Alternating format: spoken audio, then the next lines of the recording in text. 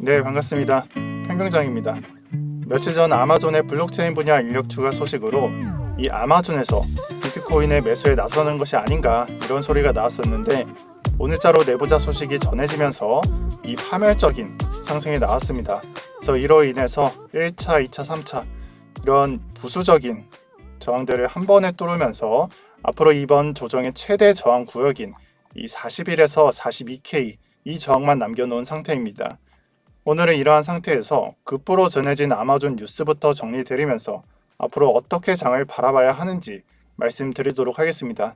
여기서 가장 먼저 보실 소식은 오늘의 핵심 뉴스인 아마존의 비트코인 결제 도입설이 되겠습니다. 그래서 제목에는 내부자를 통한 정보임을 알려주고 있고 아직 아마존의 공식적인 입장은 표명되지 않은 상태입니다. 그래서 이 내용으로는 이 아마존에서는 비트코인 결제 시스템을 연말까지 도입을 하고 그리고 22년도까지 자체 토큰을 소유하는 데 투자할 것이라고 합니다.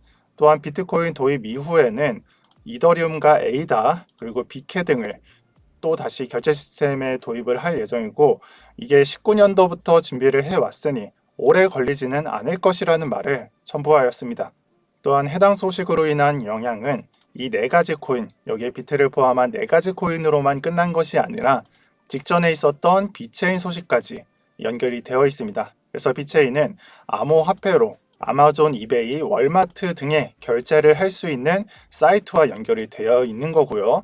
그래서 이곳에 2주 전에 비체인을 추가함으로써 이 올라갈 수 있는 명분을 제공한 상태입니다. 그래서 이 부분은 직접적인 연계 소식이 아니므로 조금은 조심하셔야 하는 소식임을 강조드리겠습니다. 또한 머스크가 밀고 있는 도지코인도 이러한 영향권 안에 있는 것으로 확인이 되는데 근데 제가 봤을 때는 이 아마존에서 만약 결제 시스템을 도입했는데 도지코인을 포함한다는 것은 좀 의심해 볼 만하다고 생각을 합니다. 그래서 이 부분이 좀 도지코인 홀더분들한테는 죄송스러운 말이지만 다들 아시는 분들은 잘 아시겠지만 이 머스크와 베조스 사이가 그렇게 좋은 사이가 아닌 건 잘 아실 겁니다. 그래서 매일같이 설전을 벌여왔던 사이인데 베조스가 그 좋은 코인들을 다 냅두고 이 도지코인을 도입한다는 것은 저로서는 솔직히 보면 소스도 좋지 못하고 가능성이 크지 않다고 생각을 하니까 선동을 당하시더라도 이게 뭐 착한 선동인지 아니면 나쁜 선동인지 잘 구분하시길 바랍니다. 이렇게 아마존발 상승에 대한 재료들이 전부 정리가 되었고 앞으로는 장세가 좋으니 이런 흐름을 받을 수 있는 소식들을 말씀드리겠습니다.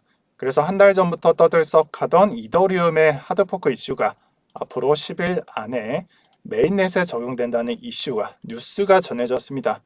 그래서 8월 초쯤에는 이 런던 하드포크가 적용이 된다는 말이 되겠고요. 트레이딩 측면에서는 적용되기 하루나 이틀 전에 이 단타 포지션은 종료를 하고 눌리는 구간에 다시 진입을 하시는 게 좋을 것으로 보입니다. 그래서 선반영되어 있는 이슈들은 대부분 호재가 적용이 되고 이런 눌리는 구간이 출현되기 때문입니다. 그래서 이더리움은 이 부분을 꼭 참고하시길 바라겠습니다. 추가로 에이다에 대한 소식이 있습니다. 업데이트 이슈는 아니지만 최근에 문제가 됐었던 카르다노에 대한 일방적인 비방에 대해서 찰스 호스킨슨의 트윗이 있었습니다. 이 찰스의 트윗에 따르면 앞으로 2달은 to be 펀할 것이다 라고 말하고 있습니다. 그래서 정확한 뉴스는 아니지만 이 부분이 에이다에서 9월 안으로 특별한 소식이 있을 것을 암시하고 있고 이 부분이 세 번째 업데이트에 해당하는 고근을 향한 마지막 여정인 이 알론조가 완성이 되면서 업데이트 소식이 있을 것으로 보입니다. 그래서 제 개인적인 추측에 해당하지만 아마존 결제 이슈가 될 수도 있겠지만 개인적으로는 이 로드맵상 개선 사항에 대해서 뉴스가 나오지 않을까 싶습니다. 그래서 참고로 고건이 완성이 된다면 이더리움의 스마트 컨트랙트와 경쟁을 할 수 있는 자리가 완성이 된다고 보셔도 좋을 것 같습니다. 물론 뭐 시총이나 전망과 같은 것들은 현재는 이더리움이 앞서고 있는 게 사실입니다. 앞으로 시황에 대해서 말씀드리면서 대응도 추가하도록 하겠습니다. 어쩌면 이번 양봉으로 인해서 저는 사람들의 입에서 Y커프 패턴이 나올 수 있는 시기라고 생각을 합니다. 하지만 한 가지 확실한 것은 이번 반등이 눌림목 자리를 크게 주지 않았다는 게 남아 있습니다. 그래서 털고 가야지 반등세에 있어서 크게 걸리는 점이 없었겠지만 현재 29.2K부터 들어올린 이 가격이 최대 조정이 4%밖에 나오지 않았었습니다. 따라서 저는 10% 조정까지는 나와줄만 하다라고 생각을 합니다. 이미 40K 부근에서 숏스퀴즈가 나오면서 윗꼬리가 달린 것이 눈에 보이실 거고, 지금은 안정적인 조정 영역에 있다고 보시면 될 것 같습니다. 그래서 추가로 이 부분에서 현재 5%대 눌림목이 출현 중에 있고, 앞으로 조금 더 흐를 수 있으므로 단기적인 관점을 고정하도록 하겠습니다.